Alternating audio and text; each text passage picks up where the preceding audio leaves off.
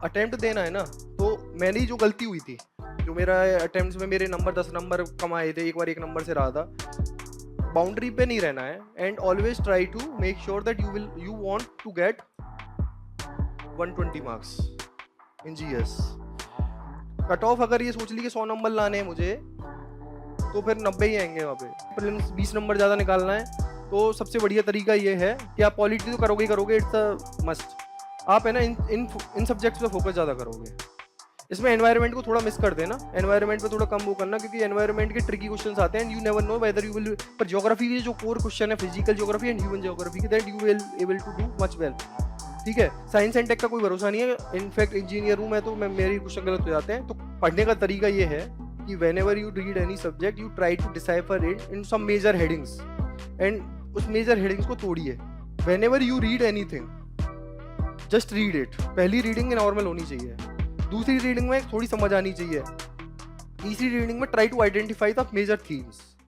281 rank आई है this year, पर वैसे मेरा बैकग्राउंड ये है कि मेरी पूरी एजुकेशन हिंदी मीडियम में हुई थी, स्कूल एजुकेशन। देन मैंने माइनिंग इंजीनियरिंग कराया IIT ISM धनबाद से। 2018 में मेरा ग्रेजुएशन कंप्लीट हो गया था, dual degree, and then I went to Europe. 1 साल मैंने यूरोप में जॉब की। Then I started preparing for the civil services. I chose economics as a optional. RAS 2018 का एग्जाम दिया था, उसमें मेरे को 177 रैंक मिली थी। उसमें मैंने 4 साल तहसीलदार की तरह काम किया था। बीच में मैंने कोल इंडिया लिमिटेड, टाटा स्टील में भी इंडिया में काम किया था। अभी I am currently under trainee in Indian economic service, जिसमें मेरी ऑल इंडिया रैंक 1 आई थी। अभी 2025 वाला एग्जाम था, अभी मेरी ट्रेनिंग चल रही है दिल्ली में, और 281 रैंक इसमें आई है। तो ये एक ब्रीफ बैकग्राउंड है, और अभी जो मैंने एग्जाम लिखा है वो इंग्लिश में भी लिखा है। ठीक है, तो एक बार आप लोग अपनी एक प्रोफाइल मुझे आइडिया दे दीजिए, जिससे मुझे भी, मैं कुछ भी बोलूँ तो आपके हिसाब से ही बोलूँ। कुछ भी मैं बोल जाऊंगा और आपको नहीं समझ में आए तो सेंस नहीं है उसका। तो अभी कॉलेज में कौन कौन है? मैक्सिमम कॉलेज में ही है। ठीक है, तो सबको, सारे सिविल सर्विसेज UPSC की तैयारी कर रहे हो, RAS की भी कर रहे हो? RAS की कोई कर रहा है क्या? RAS की कोई नहीं कर रहा, सिर्फ UPSC की कर रहे हो। ठीक है, ऑप्शनल किस क्या क्या है? कोई टेक्निकल ऑप्शन या नॉन टेक्निकल ऑप्शन? ऑप्शनल ले लिया, चूज किया है अभी तक? You will choose later. Hmm, अभी इनका कोई टेस्ट भी तो हुआ था ना सर? किस चीज का टेस्ट था आपका अभी? इनका नहीं था? अच्छा, कहीं और था। ठीक है। तो मैं ये चाह रहा हूँ कि आप लोग मुझसे पूछ लें, जो जो क्वेश्चन पूछना चाहते हो ना आप पूछें। मैं अपनी बात रखने की बजाय बेटर ये होगा कि इंटरेक्टिव हो थोड़ा सा, and whatever you wanted to ask, just note, I will note it, और फिर we will discuss on each and every topic. Better ये अप्रोच रहेगी मेरे हिसाब से, and whatever you like. अगर आप चाहते हो कि मैं कुछ एक्सटेम्पोर दूं, तो वो भी मैं कर सकता हूँ कि भाई 15-20 मिनट में बोल लूँ, या फिर ऐसे ही आंसर, क्वेश्चन आंसर डिस्कशन ज़्यादा बेटर रहेगा, क्योंकि टॉपर्स की स्ट्रेटजी तो यूट्यूब पे बहुत है। बेटर ये है कि हम लोग पर्सनलाइज चीज़ों पे डिस्कस करें। ठीक है, ऐसे ठीक है? हम्म, कोई भी, हाँ हाँ जी। ठीक है, आपका नाम क्या है? ठीक है। ठीक है जी, और पूछिए।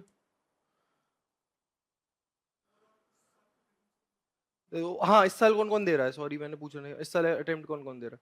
तो आप तो, कुछ लोग तो इसमें कॉलेज में, मतलब ग्रेजुएशन कंप्लीट हो जाएगी ना, तो हो गई आपकी ना। कई लोगों की नहीं हुई थी and they are picking it. हाँ, ये मैं कहना चाहता हूँ, मेरे प्रीलिम्स में मेरा फर्स्ट पहला प्रीलिम्स नहीं निकला था। आई गॉट 86.33 मार्क्स 2018 में। मतलब मैं मार्क्स भी बता रहा हूँ प्रॉपरली। तो मैं 11-12 नंबर से मेरी कट ऑफ छूटी थी, 98 कट ऑफ थी 2018 में। एंड 2019 में मेरे 115 मार्क्स थे, cut off wise 98 again. But I did not write mains that year. 2020 में I could not clear prelims, I got around 90 marks, 91 was the cut off, एक number से मेरा प्रीलिम्स नहीं हुआ। 2023 में I got 113 marks, cut off by 75, and then I gave in 2025 I got around more than 135। तो and cut off 91 के आसपास है। तो अब now I, over the years मैंने कुछ मिस्टेक्स भी किए हैं, इसलिए मेरा प्रीलिम्स नहीं निकला था, और कुछ मैंने मॉडिफिकेशन किए, तो मेरे मार्क्स जो हैं वो बहुत जंप कर गए हैं, मतलब कट ऑफ से बहुत आगे हैं। तो उसका भी मैं, I will tell you the strategy कि वो क्या करना चाहिए कि आप कट ऑफ से बहुत आगे चले जाओ। वो टेंशन नहीं रहे कि कट प्री निकलेगा कि नहीं निकलेगा। ठीक है, तो ये मैं कब बता दूंगा। और बताइए कोई क्वेश्चन। जी। तो एनसीईआरटी इन जनरल पूछ रहे हैं या किसी सब्जेक्ट स्पेसिफिक पूछ रहे हो आप? ठीक है। हम्म।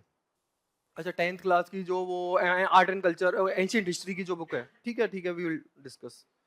अगर मेरे, हाँ, और व्हेन आई एम डिस्कसिंग, अगर मेरे दिमाग से कुछ पॉइंट छूट जाता है तो you can interrupt me in between also, कि ये मैं बताना भूल गया और कुछ।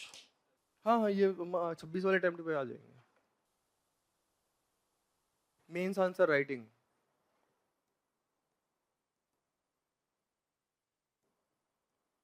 ठीक है, तो आपने कभी कोई आंसर लिखा है? तो आप क्लास के बाद ही मुझे दिखाना है एक बार। हाँ। और एक और लेते हैं फिर उसके बाद। 27। हाँ, आप कुछ कह रहे थे। ठीक है। कौन कौन कौन इंजीनियरिंग बैकग्राउंड के यहाँ पे? इंजीनियरिंग, मेडिकल, प्रोफेशनल जो है, लॉ, सारे ह्यूमैनिटीज हैं।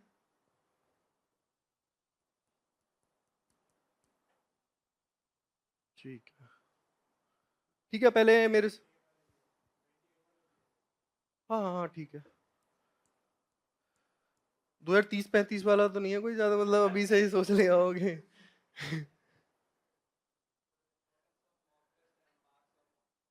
ओके, हाँ, ये अच्छा क्वेश्चन है यार, thank you for asking that.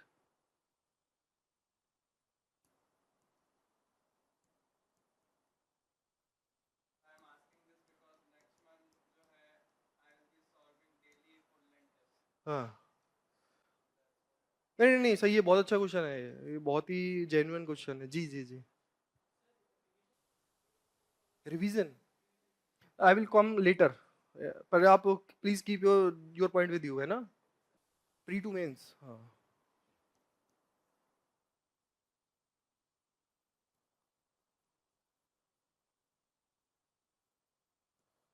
ठीक है, नेक्स्ट।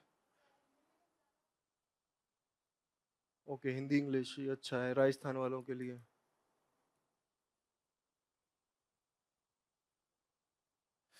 ठीक है, पहले इनको कवर कर ले, हाँ।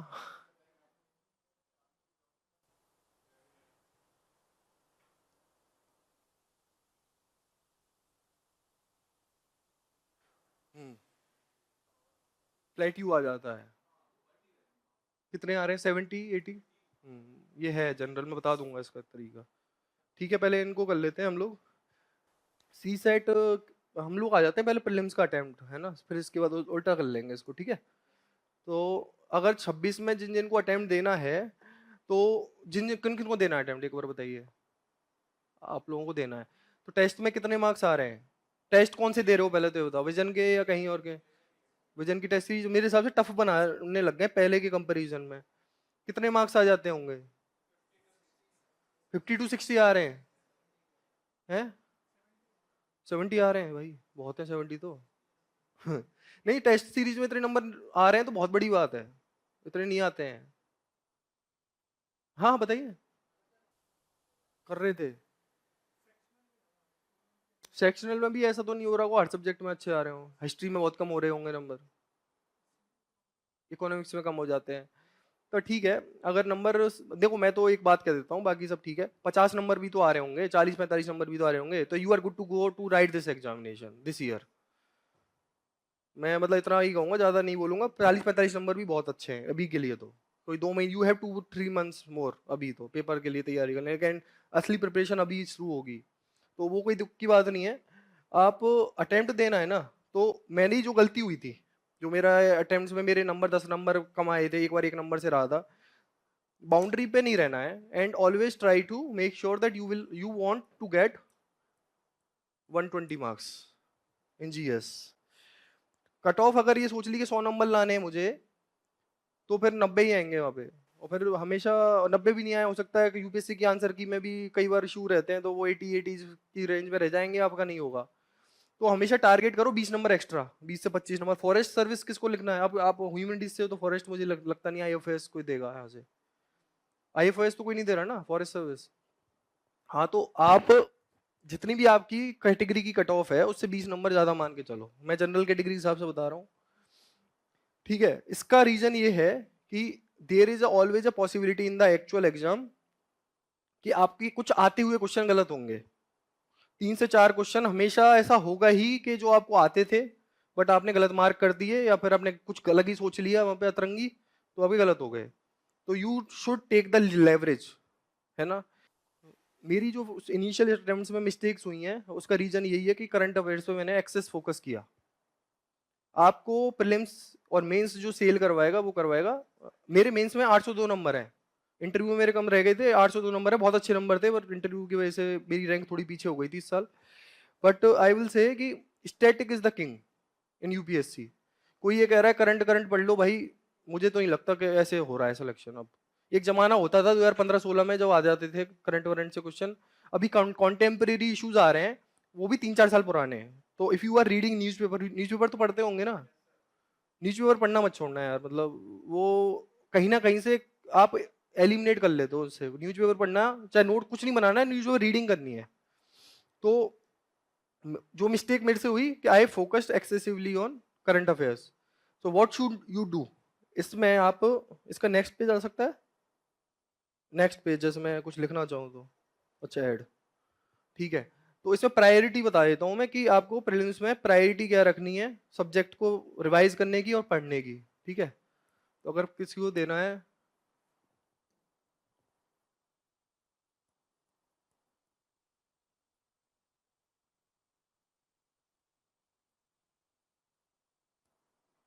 तो I will say the priority.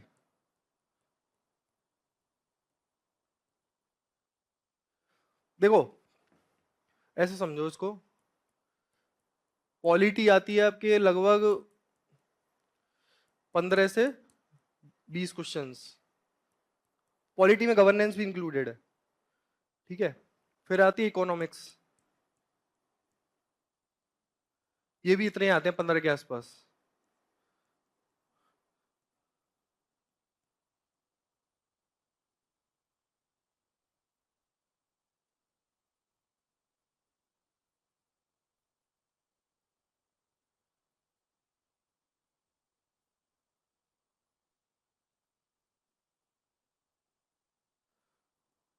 ठीक है, हिस्ट्री है, हिस्ट्री के बाद अपना आएगा साइंस एंड टेक, या फिर अपने से काम कर लेना ज्योग्राफी।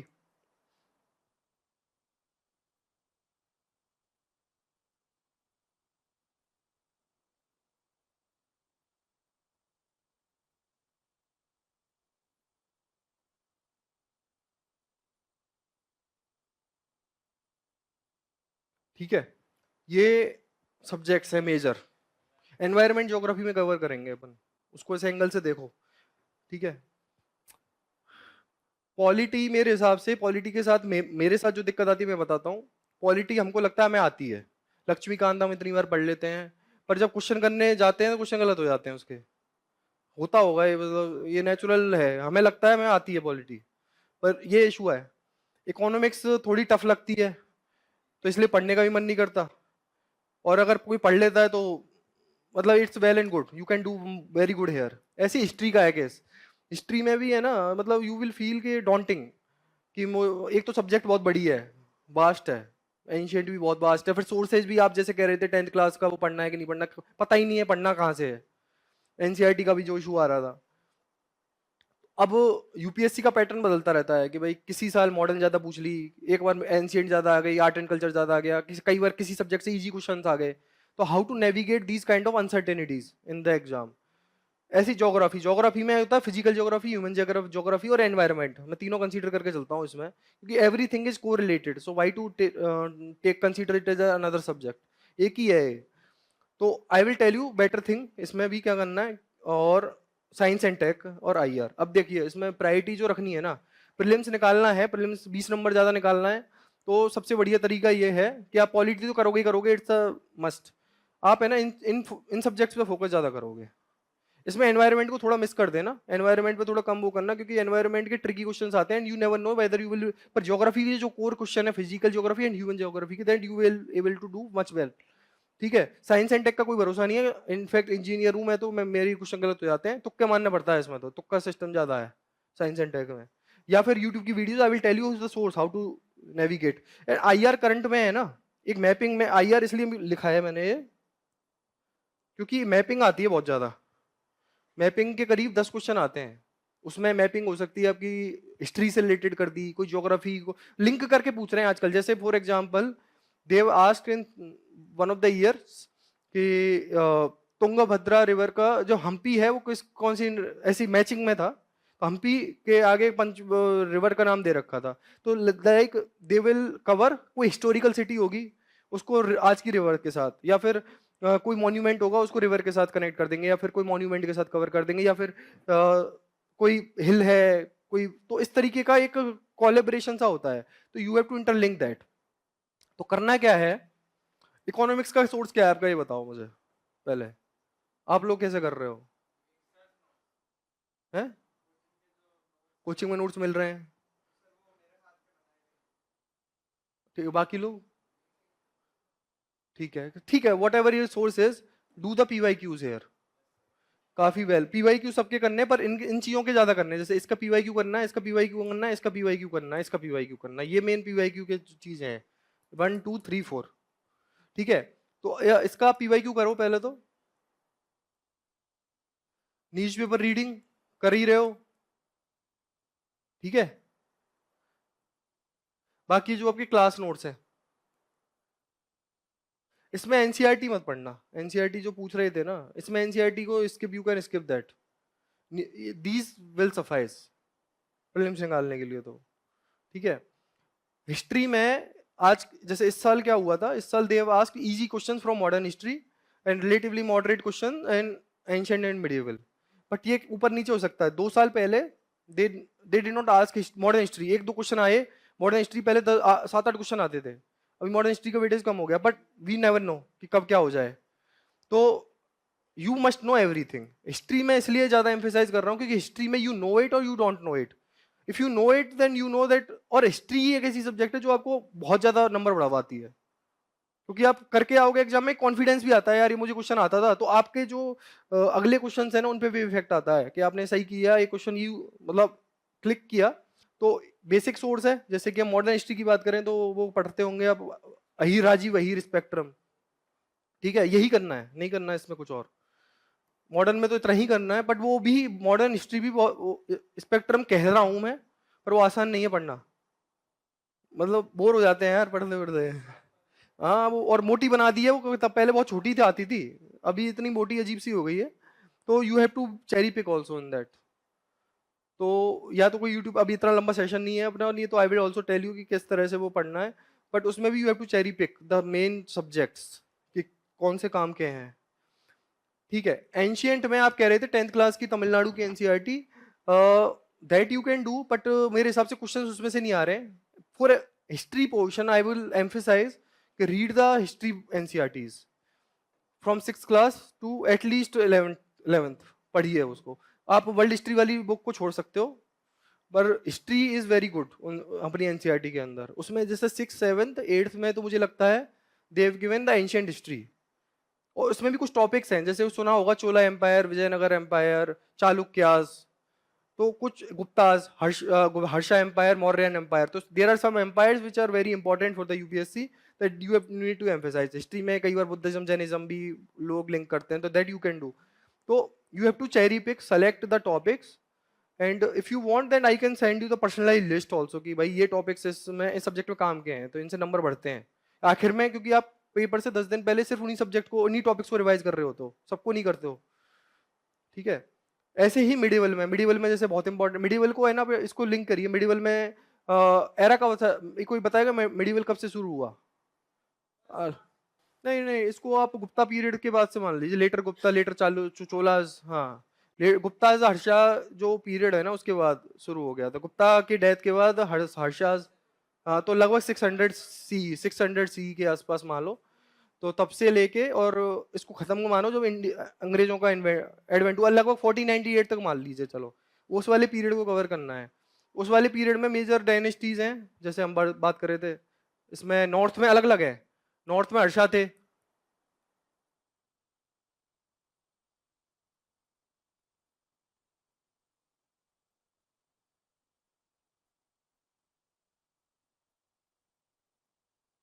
देखो यहाँ पे हर्षा है, यहाँ पे चालुक्य थे उसी टाइम पे, फिर बाद में राष्ट्रकूट आ गए। यहाँ पे मेजर डायनेस्टीज बता देता हूँ कौन कौन सी करनी है ना। फिर इसके बाद करना है गुर्जर प्रतिहार। ये इंपॉर्टेंट जो डायनेस्टी है that I will tell you. Gurjara Pratihara, नीचे फिर चोला का आ जाता है, चोला पल्लवास, ठीक है, ककटियाज। तो I will share you the things which you need to cover, but what I'm trying to say here is you need to pick up the dynasties which are very important and just cover that. सब चीज नहीं पढ़नी है उसमें भी, जैसे कुछ मैंने डायनेस्टीज लिखी हैं, these are important dynasties with respect to art and architecture और with respect to the influence on the country, तो that you need to cover। इतना कहूंगा। ज्योग्राफी में NCERT is must, 6th class से लेके 12th तक। 11th क्लास की तो बहुत ही इंपॉर्टेंट है, पर वो 6th से पढ़ोगे तो बहुत करोगे, ठीक है। तो एनसीईआरटी करिए इसकी, और इसमें भी बहुत इंपॉर्टेंट इंपॉर्टेंट टॉपिक्स होते हैं, जैसे कि फॉर एग्जांपल हम इंडिया के बारे में बात करें तो इंडियन मानसून, मानसून से related phenomenon, El Nino, ENSO, है ना, एमजेओ, है ना, फिर जेट स्ट्रीम्स। तो these are some important phenomenon which you need to cover. तो ये फिजिकल ज्योग्राफी इसमें भी है ना, ऐसे है तो है, ज्योग्राफी में कई टॉपिक्स होते हैं। एक होता है आपका जियोमॉर्फोलॉजी, जिसमें यू ट्राई टू अंडरस्टैंड कि about the earth as a whole. तो अर्थ में क्रस्ट में क्या है, वैसे क्या मेंटल में क्या है, everything you try to understand geomorphology में। फिर ओशियनोलॉजी आ जाती है, तो ओशियंस के बारे में पढ़ते हैं, है ना, जिसमें ओशियन करंट्स आपने सुना होगा, करंट्स जो हैं वो सब इसमें आते हैं। फिर आता है क्लाइमेटोलॉजी, ये सबसे इंपॉर्टेंट है क्लाइमेटोलॉजी। इसमें इसमें we understand about the climate patterns across the world, ठीक है। इस और क्या हो गया इसमें, मरीन, एक आधा और है कोई टॉपिक। नहीं नहीं, वो ओशियन ओशियन हो जाएगा, और कुछ रह गया है, ठीक है। देखो पढ़ने का तरीका ये है कि whenever you read any subject you try to decipher in some major headings, and उस मेजर हेडिंग्स को तोड़िए। उससे क्या, ऐसा किसी को लग रहा है मतलब किसको 1-1.5 साल से ज्यादा हो गया है यहाँ पे पढ़ते पढ़ते, हो गया ना। तो अब मुझे ये बताइए कि ऐसा फीलिंग आ रही है खुद को कि भाई मतलब मुझे चीजें आती हैं, या फिर समझ में नहीं आ रहा कि मैं पढ़ तो रहा हूँ, मेहनत भी मैं पूरी कर रहा हूँ, पर सारा सिलेबस उल्टा सूदा उल्टा पड़ा हुआ है, समझ में नहीं आ रहा है, एक वो नहीं है, स्ट्रक्चर्ड नहीं है। ऐसा फील आ रहा है? तुम्हें नहीं आ रहा, तुम्हारा सही है। नहीं नहीं नहीं, बहुत अच्छी बात है ना। नहीं, किस सब्जेक्ट में आपको लगता है कि yes I have that structure in mind? For example कोई भी बताइए, कोई भी एक सब्जेक्ट पिक करके बताइए ना। हाँ हाँ हाँ, बिल्कुल बिल्कुल, ये नहीं, ये इसलिए मैं बुलवा रहा हूँ इनसे कि किसी से आपको पता चले कि कैसे करना है। हम्म। अरे यार भाई हूँ यार, सर्वर मत बोलो, एक तो ये सब चीजें मत करो। And whenever you want to know anything, take my Telegram ID Mohit96A. You can contact me. Mohit MOHIT 96A. बाकी एक बार बताओ कैसे कैसे करना है। बोलो बोलो बोलो, सुन रहा हूँ। नहीं ठीक है, समझ गया। देखो अब इन्होंने इकोनॉमिक्स का बहुत अच्छे से बताया, मैं एक बार बाइफरकेट करके बता देता हूँ कैसे करना है, क्योंकि ये बहुत बड़ी दिक्कत समस्या है हमारे साथ, है ना। जैसे इकोनॉमिक्स की बात कर रहे हैं, आपको पढ़नी कैसे है ये सब्जेक्ट, ठीक है। एक आएगा माइक्रो इकोनॉमी, जो अपने प्रीलिम्स के काम की ज्यादा नहीं होती है। प्रीलिम्स में काम होता है मैक्रो। अब इसको आप बाइफरकेट कैसे करोगे, जैसे इन्होंने बताया ना अभी कि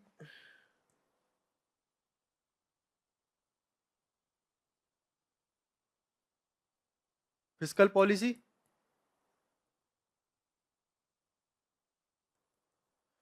मॉनेटरी पॉलिसी, फिर इसको आप इकोनॉमी को डिवाइड कर लो सेक्टर्स में, सेक्टोरल्स, एग्री, इंडस्ट्री, सर्विसेज, ठीक है। फिर और सोचो क्या, कैसे हम इसको पढ़ सकते हैं, तो इंफ्रास्ट्रक्चर, इंफ्रा।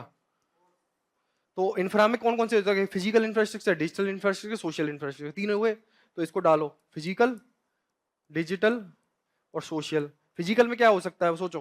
फिजिकल इंफ्रास्ट्रक्चर क्या क्या है? Rail, road, airport, waterways.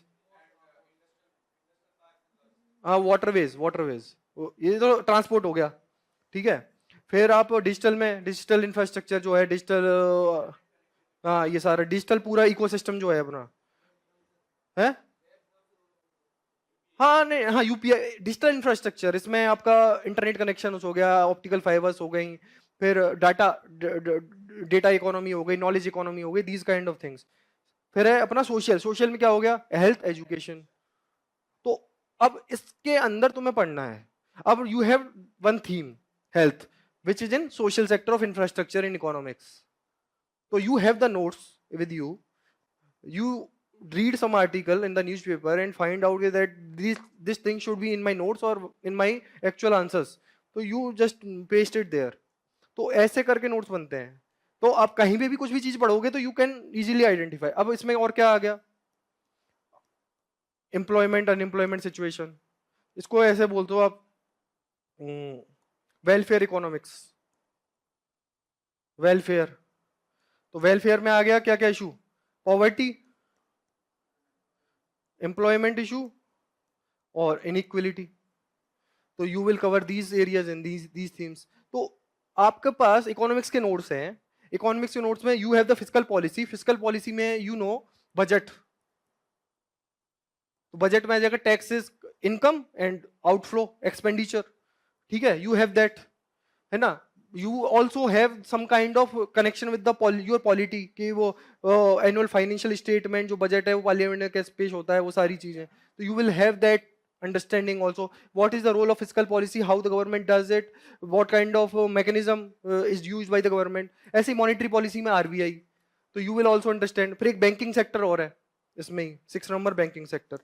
तो we have bifurcated। अब now how to study these subjects, you have your notes, try to read your notes again and enter everything in these subheadings। तो इससे क्या होगा ना, आपकी प्रिपरेशन ना केवल प्रीलिम्स की हो रही है बट ऑल्सो मेंस की भी हो रही है। अब आपको किसी सब्जेक्ट में डाउट है, कोई टॉपिक, कोई क्वेश्चन आप देख रहे हो, तो यू कैन इजीली आइडेंटिफाई कि this question came from this theme of this topic. तो इस तरह से चीजें करनी है। अब ऐसी पॉलिटी का इन्होंने बताया था, है ना, पॉलिटी का बताया था।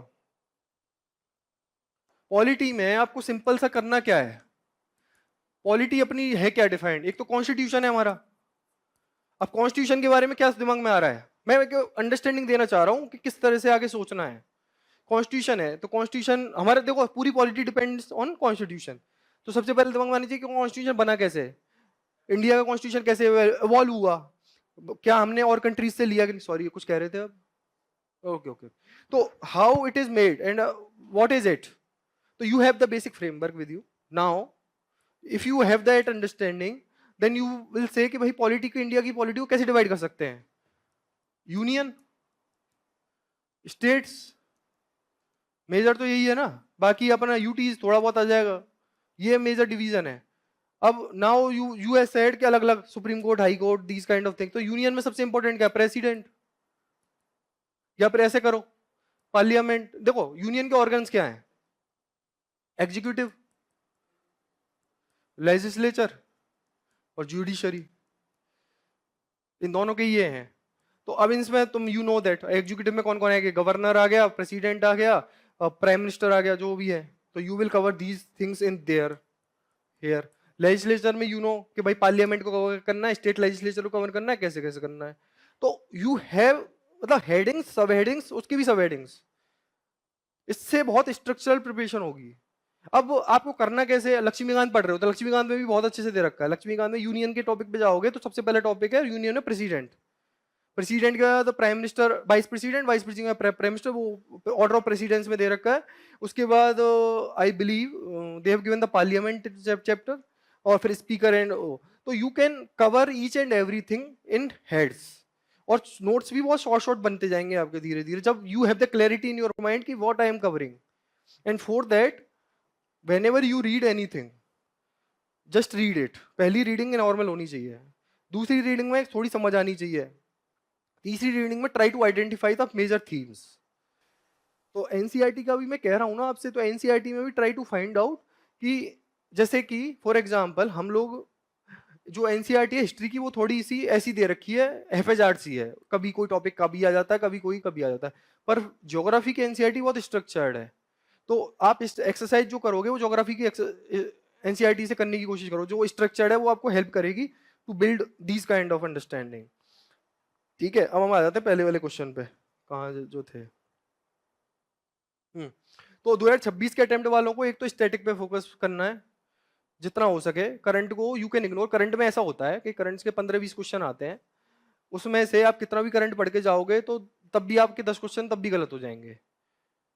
तो जब आप न्यूज़पेपर पढ़ रहे हो ना, तो आप न्यूज़पेपर पढ़ते रहिए और अपना जो विजन का पीटी 65 आता है एंड में वो कर लेना, and I believe it is more than sufficient. और कॉन्फिडेंस लेके जाना है प्रीलिम्स में। कॉन्फिडेंस मतलब तुक्के मारने की स्किल, कला होनी चाहिए भाई। जैसे वो आखिर में वो आते हैं ना, वो ट्रिक्स आते हैं, 5 आ रहे हैं तो 3 कर दो, जब कुछ समझ में नहीं आ रहा तो 6 आ रहे हैं तो 4 सही हैं। 3 में से एक या 2 ही सही हैं। तो जब वो तुक्के भी तब चलते हैं जब तुम्हारे कुछ हद तक सही हो, तुम्हारे खुद की नॉलेज भी चली। ऐसा नहीं कि सब में तुक्के मार रहे हैं तो फिर दिक्कत पड़ जाएगा। तो वो भी करना जरूरी है, पर at the same time I would से static is the king, and for that focus on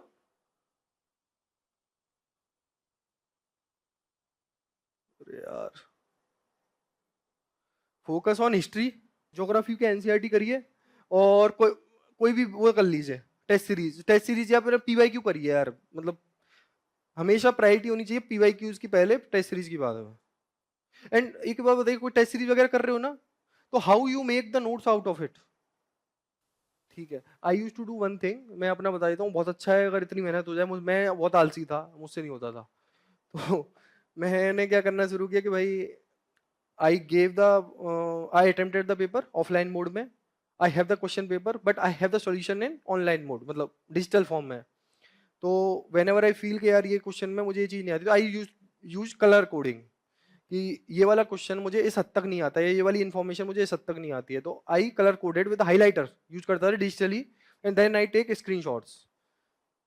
तो लिखने की मेहनत कम हो जाती है, और दूसरा क्या है कि बहुत जल्दी वो पेपर आपका वो हो जाता है। तो then you need to just make the आपका एक वो बनानी है आपको प्लेलिस्ट उसकी अंदर से उस पे फोटोज की, and you just need to revise topic wise. तो I use to do that, तो वो मेरे लिए काफी हेल्पफुल हो जाता था। And when you revise such a way, because आप सोने जा रहे हो रात को, आपके पास आईपैड रखा हुआ अपना, एंड यू बस, फोन भी है, फोन में भी यू कैन डू दैट, सोने से पहले देख लिए एक बार। तो when you do this exercise regularly, तो मान लो ऐसे कर करके आपके 500 को वो हो गए स्क्रीनशॉट्स, वो धीरे धीरे करके बहुत रिड्यूस हो जाते हैं, क्योंकि आपको आपकी मेमोरी में फिट होने लग जाएंगे। तो that way you can revise much more efficiently, I believe you can try that. मतलब काफी एफिशिएंट था वो method, you can try. Science and tech के लिए ना, साइंस एंड टेक के लिए मैं जरूर करूंगा, बहुत इंपॉर्टेंट चीज है। तुक्के भी मारने हैं, पर at the same time whatever is in the news, try to search it on YouTube, और यूट्यूब से उसको समझने की कोशिश करो उस टॉपिक को। कोई टॉपिक पे कोई नई चीज, कोई नई टेक आ गई, नई टेक पे कोई डिस्कशन चल रहा है, तो try to understand it from the YouTube. और बहुत 2-3 मिनट की कोई वीडियो होगी, 4 मिनट की, 5 मिनट की, वो जरूर करना। इसमें सबसे इंपॉर्टेंट टॉपिक्स होते हैं कुछ स्पेस सेक्टर के, स्पेस में जो नई टेक्नोलॉजी डेवलप हो रही है वो, या कोई नई मिशन है, मिशन को ज्यादा रटना मत, पर टेक्नोलॉजी को समझना। स्पेस सेक्टर हो गया। स्पेस के बाद इसमें जो सबसे ज्यादा इंपॉर्टेंट है वो नई डिजिटल एरा, जो एआई वीआई से रिलेटेड कुछ भी अगर चल रहा है, न्यूक्लियर टेक्नोलॉजी, है ना, शांति, हाँ वो आ गया। तो हाँ, यूपीएससी में एक चीज याद है, ये बहुत तो रैंडमली उठ के आया था, नहीं तो आई वाज एक्सपेक्टिंग कि this would come next year. UPSC में एक चीज होती है कि जो न्यूज बहुत ज्यादा न्यूज में रहती है वो नहीं आती उस साल, वो उस साल नहीं पूछे थे, वो अगले साल आती है। तो इस बात का भी ध्यान रखना कि करना सब है, पर एक ऊपर ऊपर से कर लेना। और फिर नई एज, डिजिटल टेक्नोलॉजी, फिनटेक, है ना, ये सारी चीजें करनी है, स्पेस, बायोटेक। तो कुछ इंपॉर्टेंट टॉपिक्स हैं आईआर एंड करंट अफेयर्स में। आखिर में जब पेपर आएगा ना आपका, जैसे 24 मई को पेपर है, तो लगभग अप्रैल, 15-20 अप्रैल के बाद से वो आने लग जाती है सीरीज मैपिंग की। उसमें places in news, mapping places in news, इस तरीके की। तो 2-3 कोचिंग्स की यूट्यूब पे चला लो, स्क्रीनशॉट ले लो, एंड ट्राई इट रिवाइज। कोई भी कंट्री पढ़ रहे हो तो कंट्री के आसपास उसका बाउंड्री किसके साथ है, कोई स्ट्रेट है, फिजिकल फीचर जो, और एक बेसिक आइडिया। तो ये सब कर लेना क्योंकि it is very important topic, IR and उसका मैपिंग। 3 से 4 5 क्वेश्चन जरूर आएंगे, इससे आएंगे ही आएंगे। तो इट इज मतलब लो हैंगिंग फ्रूट भी है वो, मतलब पता है, यू नो इट आंसर्स, तो that you can do from the YouTube videos. वो लास्ट में करने के होते हैं ये टॉपिक्स, बहुत ही ठीक है। कुछ और स्पेसिफिक पूछना हो तो यू कैन आस्क, पर we can go to the next. NCERT, NCERT do for polity. एक बार रीडिंग करना पॉलिटी की, एनसीईआरटी 11 6 से 11 एक बार रीडिंग करके छोड़ देना, फिर कभी नहीं पढ़नी है वो, अंडरस्टैंडिंग के लिए, फिलोसफी समझने के लिए। हाँ यार, मतलब है ना, ये मेरे को इतना टाइम क्यों लग गया सेलेक्ट होने में। सबसे पहला तो मेरी आंसर राइटिंग बड़ी स्लो थी, अभी भी मेरे पेपर में 50-60 नंबर का पेपर छूट गया इस साल भी। तो एक तो ये रीजन था, दूसरा ये था नोट्स मेरे खुद के नहीं थे। तो प्री तो निकल जाता है, खुद के नोट्स नहीं चाहिए होते प्री में, मेंस में बहुत दिक्कत आती है फिर। मेंस में मतलब ये मेंस है ना, नॉलेज का, किसी को लगता है कि नॉलेज का गेम है यूपीएससी, वो नहीं है। ये रट्टू तोतों का गेम है, रटना है फुल। Thank you. क्या है, रहने दीजिए, पानी पियेंगे। तो रटने का गेम है फुल। तो रटने के लिए अपने नोट्स होने चाहिए, वो जितने जितने छोटे होंगे उतना बेटर है। बट अभी से आपको नोट्स नहीं बनाने हैं उसके लिए, मतलब आपको बताऊं ना, पेपर से 10 दिन पहले भी हम लोग नोट्स बना रहे होते हैं, वो आखिरी नोट्स होते हैं। तो नोट्स की भी स्टेजेस होती हैं। अभी आप नोट्स बनाने जाओगे ना तो पूरी लक्ष्मीकांत ऐसे कैसे छाप दोगे नोट्स में, सेम टू सेम। मैं सही बता रहा हूँ, नोट्स नहीं बनाने ही नहीं है, तब तक 4-5 रीडिंग नहीं हो जाए ना, तब तक नोट्स कभी सोचना भी नहीं है नोट्स बनाना है। 4-5 रीडिंग में you will get to understand कि what I know and what I don't know, and what is important and what is not. पहले आप पढ़ो। पहली बार में तो कोई, मुझे लगता है कोई किताब 10-20% ही समझ में आती है ढंग से। पहली बार पढ़ोगे, then you see the PYQs, then read again, तो फिर तुम्हें लगेगा 30-40% एक आइडिया लग जाएगा, rough idea, and you will also understand कि what kind of topics I am feeling good while reading and what I am not. तो notes में ऐसे बनाने, बैलेंस होना चाहिए कि नोट्स में, मेरे को तो एक टीचर ने बताया था कि नोट्स में जारगन से इतना भी मत भर दो कि वो तुम्हें से याद नहीं हो। चीजें ऐसी बनाओ कि वो तुम्हें नोट्स पढ़ने में मजा आए, और नोट्स को देख के लगे कि I am learning something actually. When ever I reading my notes, तो एक समझ आ रही है and I can write the answer. तो नोट्स बैलेंस होने चाहिए। नोट्स के लिए मैं एक तरीका बता देता हूँ, चलो नोट्स की पूछ ही लिया है तो कोई भी टॉपिक बता दो, कोई भी टॉपिक किसको लगता हो उस, है पॉलिटी तो वो हो गई ना सब्जेक्ट ही। कोई पॉलिटी में कोई टॉपिक बता, किसी भी सब्जेक्ट में कोई टॉपिक। पॉवर्टी। अब पॉवर्टी एक बड़ा थीम है। पॉवर्टी का क्वेश्चन जीएस 2 में आ सकता है, जीएस 2 मतलब मेंस के आंसर में जीएस 2 में आ सकता है, जीएस 3 में आ सकता है, एथिक्स में भी पूछा जा सकता है, और आपका अगर कोई ऑप्शनल अगर ऐसा हो तो उसमें भी आएगा, और ऐसे में भी आएगा। तो poverty is a very wide subject. तो when you make notes of the poverty, when you are making notes of the poverty ना, तो इसमें है ना, ऐसा बनाना है, what is poverty in your sense. तो पॉवर्टी की कहीं डेफिनेशन होगी जो टेक्निकल डेफिनेशन होगी, वो टेक्निकल डेफिनेशन होगी, तो you have to prepare that definition. 4-5 मत लिख लेना। मान लो यूएनडीपी ने कोई डेफिनेशन दी दी, या फिर वर्ल्ड बैंक ने कोई डेफिनेशन दे दिया, नीति आयोग ने कोई डिफाइन कर दिया, एक डेफिनेशन लिखना, ज्यादा नहीं लिखनी है, याद नहीं होंगी, हो भी जाएंगी, मतलब it's humanly impossible to do it. एक ही लिखना है जो याद रहे, उसी को छापना है सब जगह। मतलब आई गॉट यार 450 marks in GS, so that is why I am saying this, मतलब विद कन्विक्शन सेइंग, वैसे नहीं कह रहा जो चीज मुझे नहीं आएगी मैं बताऊंगा भी नहीं उसको, तो कन्विक्शन के साथ कह रहा हूँ कोई चीज ये वर्क कर रही है।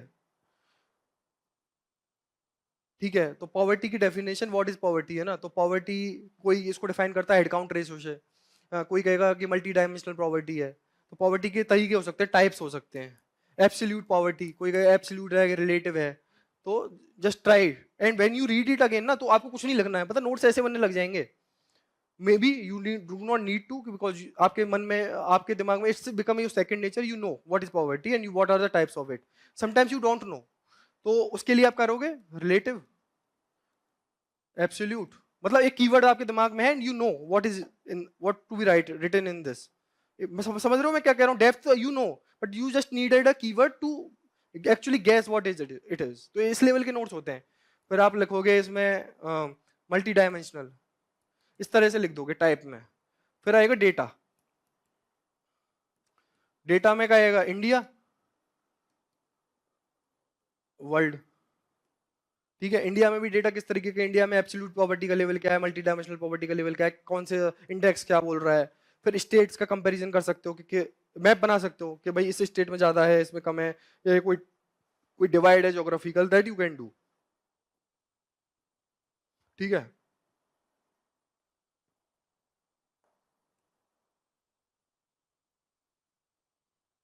फिर एक मेजर्स, क्योंकि ये ना मेजर्स ऑफ द पॉवर्टी, कोई कमेटी बनाई है, दांडेकर एंड रथ कमेटी थी, दंतेवाला कमेटी थी, तेंदुलकर कमेटी, रंगराजन कमेटी। तो on that basis what were the poverty count, क्योंकि these kind of question can be helpful in GS 3। तो ये डायरेक्ट क्वेश्चन कई बार आ जाते हैं, तो दैट यू कैन नो। फिर what India is doing to reduce the poverty, बताओ poverty के रिड्यूस करने के लिए इंडिया में क्या क्या स्कीम्स हैं। स्कीम्स बहुत इंपॉर्टेंट है। अब आपको इस तरह से सोचना है इसमें, you you gave an number of schemes और सारी सही हैं, सब परफेक्ट है, बहुत परफेक्ट है, and I am really clapping for you that you have given the right answer. But here the catch is, if you want to stand out, बाकी लोगों से तुम्हें नंबर अच्छे लेके आने हैं, तो यू हैव टू थिंक कि पॉवर्टी के टारगेटिंग कैसे हो रही है। एक तो डायरेक्ट टारगेटिंग होती है बाई गिविंग मनी और एम्प्लॉयमेंट, लाइक मनरेगा में या इंदिरा गांधी शहरी रोजगार योजना, डायरेक्ट पैसे मिल रहे हैं।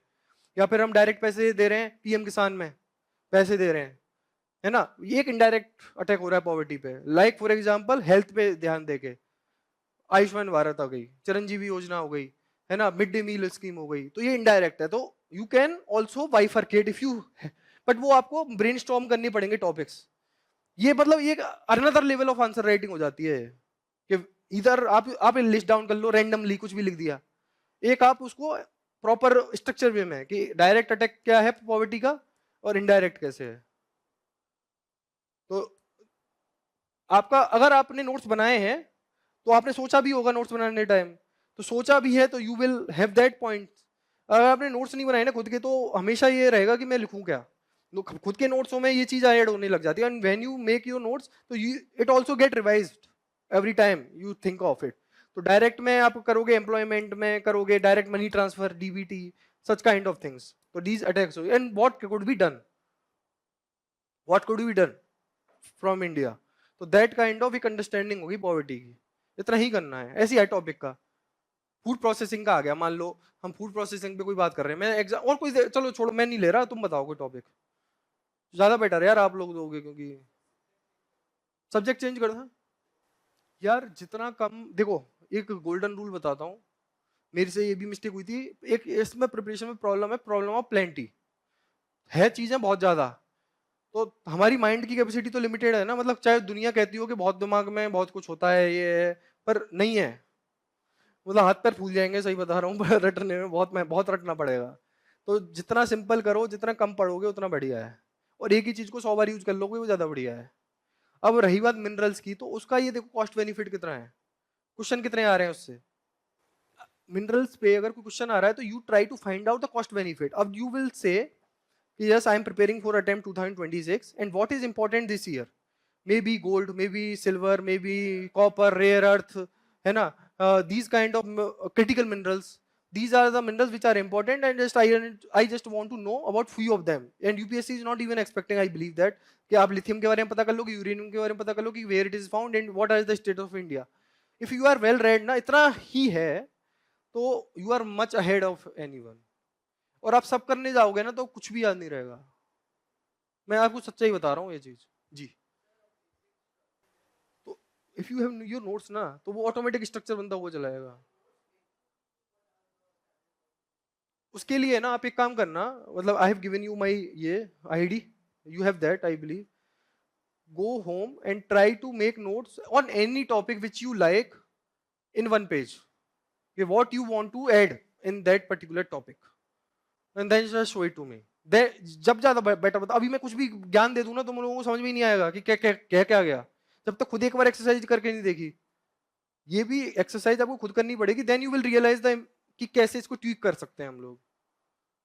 अभी मैं कुछ भी बोल जाऊंगा आपको समझ में ही नहीं आएगा ये बात, पर नोट्स बनाना जरूरी है।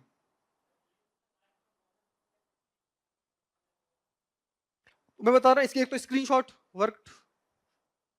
एक किताब में मैं क्या कलर कोडिंग करता था, तो मेरी किताब में ही जैसे I have highlighted with the red, तो I know that it needs to be revised again and again. जैसे कि तो वो तो क्लास नोट तो और अच्छा है, स्क्रीनशॉट तो उनके लिए बता। मेरे हिसाब से अगर आपने पूरी साल मेहनत करी है और मैं आपसे आज कह दूं कि आपको रिवाइज करना है अपने प्रीलिम्स के लिए, तो it might take 1 month for you to revise entire syllabus, and next time when you will revise it will take only 15 days, and next time when you will revise you know what to revise and what to not, which topic to revise, which to scroll like this, and which to focused on.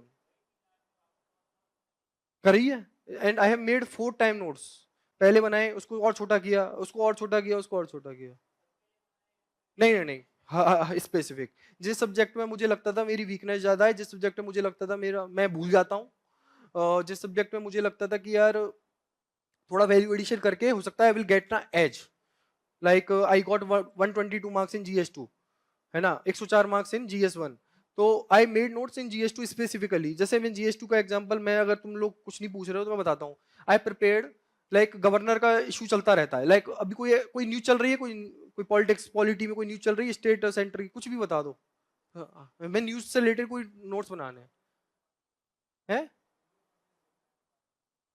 ठीक है, no confidence motion है, ठीक है, ये बढ़िया topic है। No confidence motion what is it, पहली बात तो एक डेफिनेशन, इसके क्या ये कॉन्स्टिट्यूशनल वो है, मतलब इसको नो कॉन्फिडेंस मोशन कॉन्स्टिट्यूशन में दे रखा है या स्टैट्यूट में या लोकसभा के रूल्स ऑफ प्रोसीजर्स में, that you need to mention, और रटना भी है, 117 रूल है, 197 है, whatever it is, you need to learn it, cram it.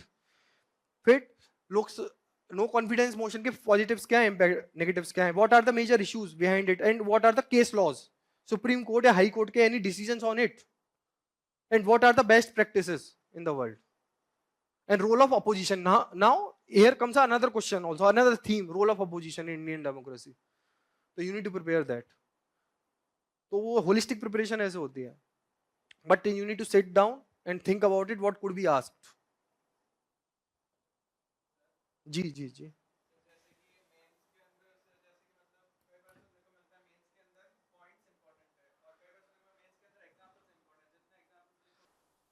यार देखो, मतलब थोड़ा सा मार्केट में, या फिर मैं कहूँगा कि हम लोग है ना, जब सेलेक्ट हो जाते हैं तो बहुत ज़्यादा चीज़ें बता देते हैं, हमने ये किया, हमने वो किया, पर मैं बता रहा हूँ मैंने बहुत मेहनत करी है, and it's very difficult to create new examples every time, मतलब बहुत मुश्किल है यार, पता नहीं क्यों लोग बोलते हैं, और मुझे मेरे नंबर ठीक ठाक आए हैं तो मुझे तो लगता है कि ऐसा कोई करता भी नहीं होगा, ये सब फालतू की बातें हैं। तो एक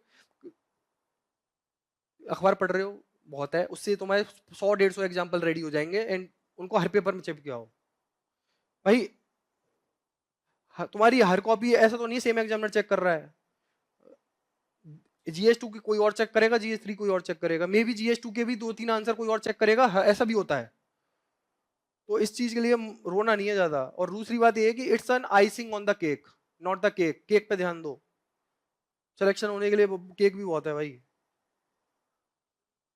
ये value addition is myth. Yes yes yes, that you should do, write in points as much as you can, even try to repeat the points.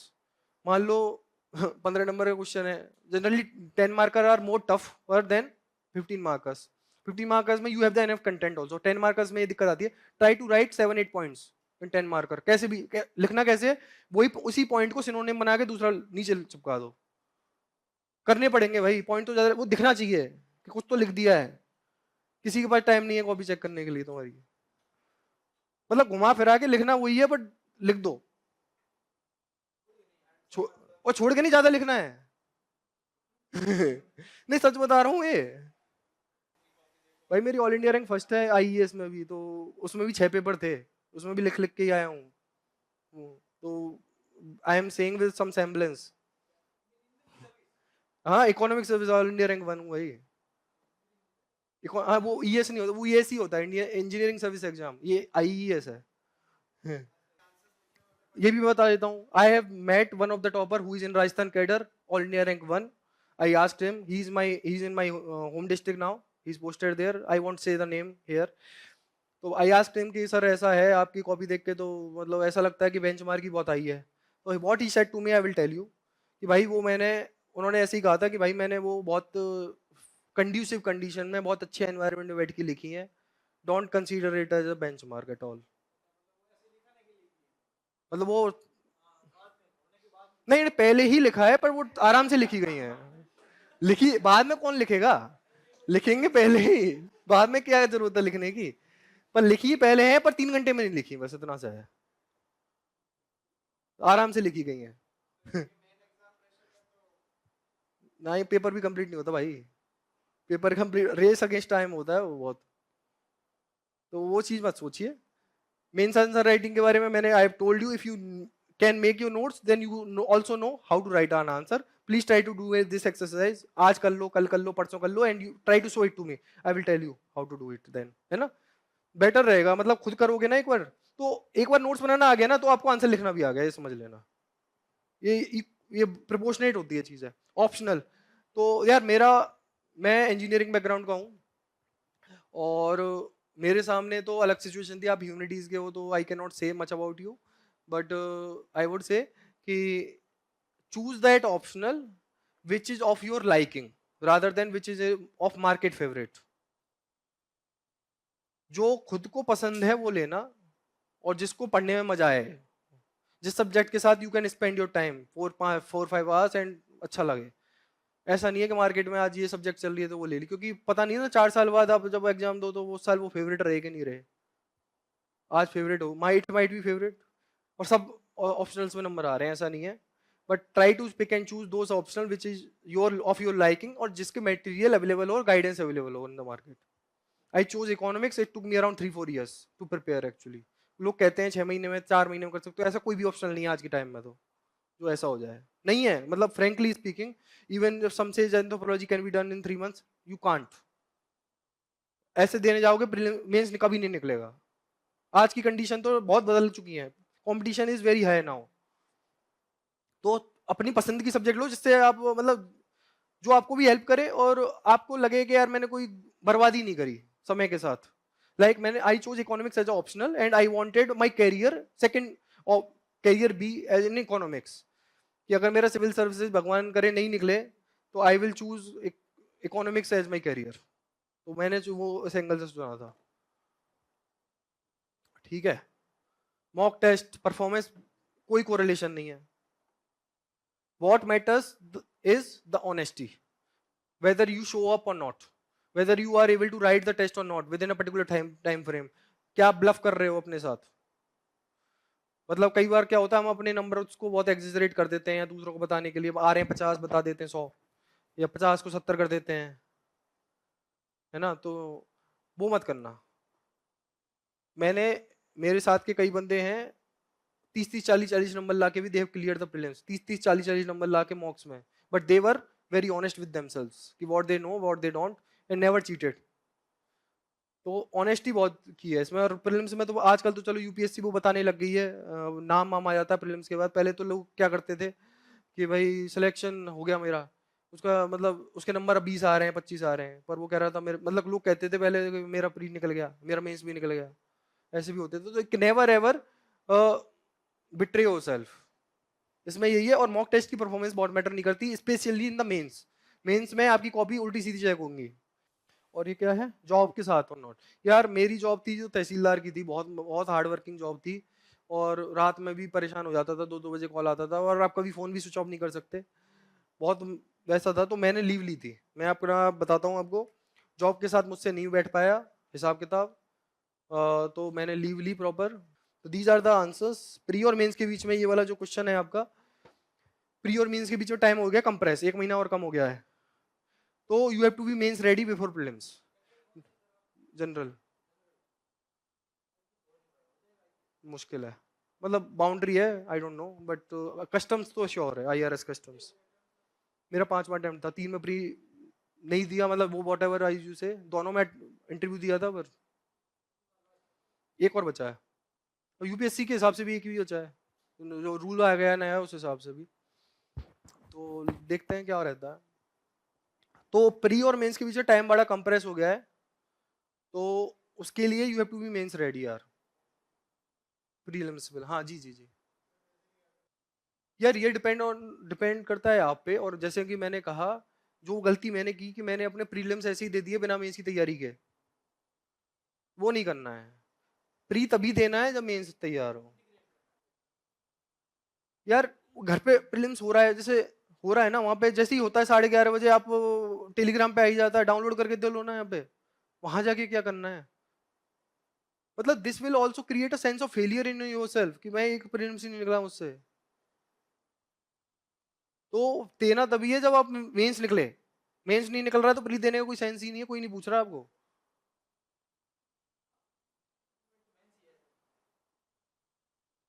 ये जरा ध्यान रखना, मतलब ये मिस्टेक मुझसे हुई है, अटेम्प्ट खत्म हो जाते हैं पता भी नहीं चलता यार। हाँ, सी सेट पे आ जाते हैं। CSAT is, apart from that एक ही मंत्र है इसका, मैं इंजीनियर हूँ, अच्छा खासा सी सेट में हूँ, still you should try to get 100 marks at least in the CSAT. 66 के चक्कर में पढ़ोगे तो नहीं आएंगे नंबर, कम रह जाएंगे। एंड बैलेंस बोथ इंग्लिश और मैथ्स, क्योंकि कई बार इंग्लिश टफ आ जाती है, कई बार मैथ टफ आ जाती है, तो you have to balance out. And practice, paper आ जाए, अभी 2 महीने बचे हैं, तो 3 से 4 क्वेश्चन या 5 क्वेश्चन डेली, तो फिर सी सेट निकल जाएगा। नहीं तो सी सेट में डर ही बना रहेगा। अब सी सेट थोड़ा बढ़ा दिया है level, but you have to do it. किसी को लगता है ना कि मेरा सी सेट निकल जाएगा, एक एक बात ये बहुत जरूरी है, यूपीएससी के एग्जाम में किसी को ये लगाना कि मेरा हो जाएगा, कोई कुछ कुछ बंदे ऐसे भी होंगे कि मेरा पहले अटेम्प्ट में पहली रैंक आ जाएगी, ये भी सोचते होंगे। सोचता है ना, तो ऐसा नहीं होगा। बहन धोखा है क्या? 4-5 अटेम्प्ट लग जाएंगे, ये होगा। ये एक्चुअली अभी हम जो सेलेक्टेड कैंडिडेट्स है, we used to discuss these things कि हम क्या सोचते थे पहले।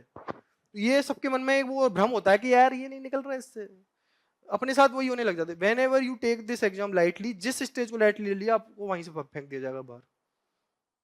तो कभी ये तो सोचना ही नहीं है कि मेरा निकल ही जाएगा। हाँ, मतलब there should be sense of confidence कि मेरा होगा, पर मेरा हो ही जाएगा इसका कोई गारंटी नहीं है, कोई गारंटी नहीं है भाई। और प्रीलिम्स का मैं आपको कहूंगा, prelims is one of the most toughest stage of this examination, most unpredictable stage. And for to reduce it, you focus on static portion. And एक बात और है, पेपर से एक दिन पहले खुद को भी नहीं पता हो रहा था, टॉपर को भी नहीं पता कि मेरा निकलेगा कि नहीं निकलेगा प्री। तो ये है, तो for that you need to go with sense of confidence in you कि whatever I am ticking, अगर मेरा नहीं होगा तो किसी का नहीं होगा, तो वो चांस है कि आपका हो जाए। अब मेरे नंबर अच्छे आ रहे हैं तो मैं यहाँ बैठ के कुछ भी बक दूं, इस साइड हूँ टेबल के, पर मैं जब आपकी साइड था मेरी भी ऐसे लग रहे थे भाई। तो जो रियलिटी चेक है that I wanted to give you. If you need any help, I have given you the my Telegram ID, and you can always contact me. कुछ और हो तो पूछ लो। I am done.